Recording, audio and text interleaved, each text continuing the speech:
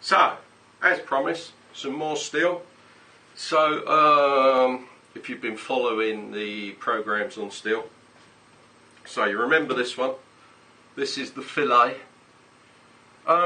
Chefs don't really like this one. They say it's too heavy, and I can understand that, because the way it's explained to me is when they're chopping, they have to do like 10,000 repetitions. When you think they've got to chop 50 pounds of mushrooms, I can see why they. I mean, to me, this is not heavy, but to them.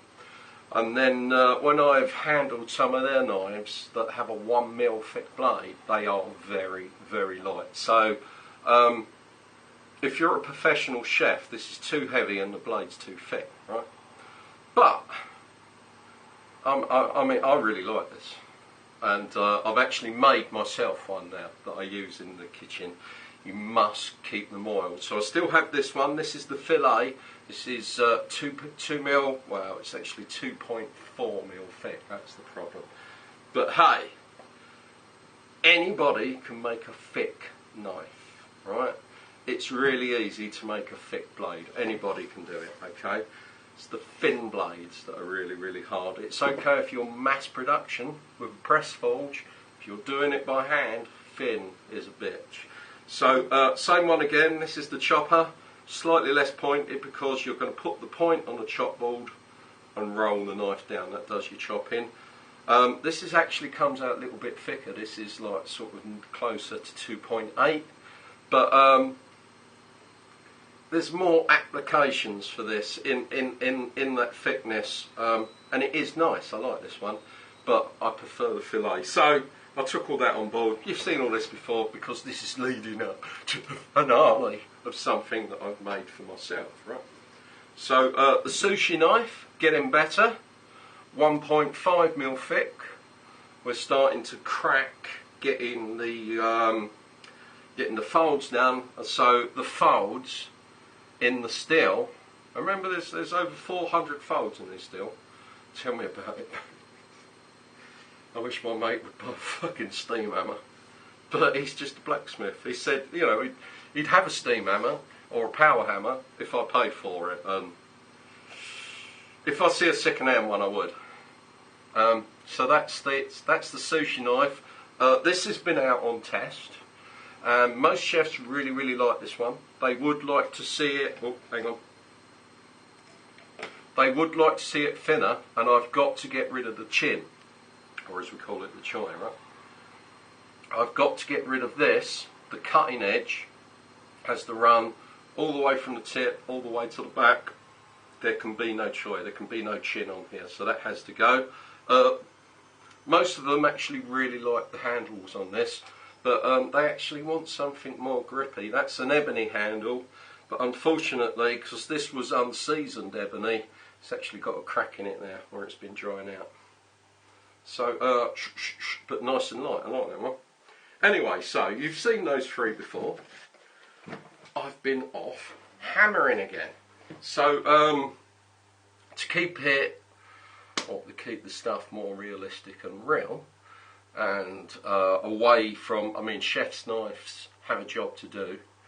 What I don't want to be making is big fuck off Rambo things. I don't do any of that. If you want something like that, go elsewhere, man. I don't like that stuff, for obvious reasons. So, small hunters, yeah? What do you think? I've still yet to do the cutting edges on these. They're okay, but they're not fantastic. This is a new project I've been involved with. Big bolster pins, nice little handle. I can't remember what the wood was now. I think that's pearl wood. I really can't remember. No outrageous point on them. They're a nice, powerful knife.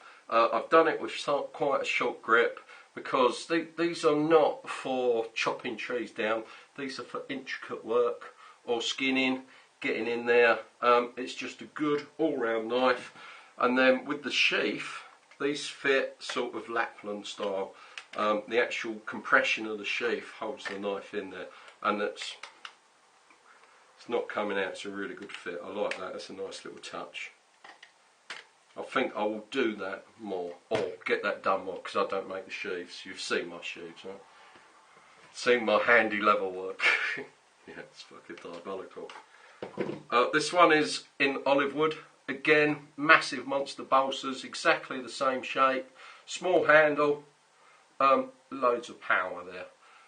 Great for camping, hiking, and it's not offensive. I mean, you know, it is a knife, don't get me wrong, but what I mean by offensive is you're not some twat with a great big Rambo chopper on his hip, right?